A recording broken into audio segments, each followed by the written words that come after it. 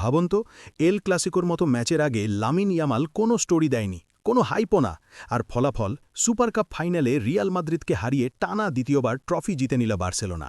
যেন নীরবতাই হয়ে উঠল বার্সার সবচেয়ে বড় অস্ত্র। রাফিনহার নেতৃত্বে বার্সা আবারও দেখিয়ে দিল বড় ম্যাচে কারা আসল বস। এই হার আবার ফিরিয়ে আনে পুরনো ইতিহাস। ক্রিস্টিয়ানো রোনালদোর এল ক্লাসিকো রেকর্ড ৮ জয়ের বিপরীতে ১৪ হার। তার কেরিয়ারের সবচেয়ে বড় হিউমিলিয়েশনগুলোও এসছে বার্সার কাছ থেকেই। সেই পথই কি হাঁটছেন কিলিয়ান এমবাপ্পে? একটি জয়ের বিপরীতে ৫টি হার, সঙ্গে ৪-০ আর ৫-২-এর মতো অপমানজনক স্কোর লাইন। বার্সার বিপক্ষে এক ম্যাচে ১৩ বার অফসাইড, সেখান থেকেই তো নামটা পড়ে কিলিয়ান অফসাইড এমবাপ্পে। এবার সুপার কাপ ফাইনালে ৩-২ হার। পুরো ম্যাচ না খেললেও দলের হার মানেই নিজের হার। ম্যাচ শেষে গার্ড অফ অনার না দেওয়ায় শুরু হলো নতুন বিতর্ক। তবে নামটা যেহেতু লামিন নয়, তাই তাকে অ্যারোগেন্ট বলা যাবে না, বলতে হবে হাম্বল। কিন্তু এত হিউমিলিয়েশনের পর হাম্বল মানুষও তো ভেঙে পড়ে। অন্যদিকে কোচ শাবি আলোনসো বলছেন সুপার কাপ নাকি গুরুত্বপূর্ণ না, অথচ বার্সা ১২ জনের বিপক্ষে লড়ে জিতেছে এই ট্রফি।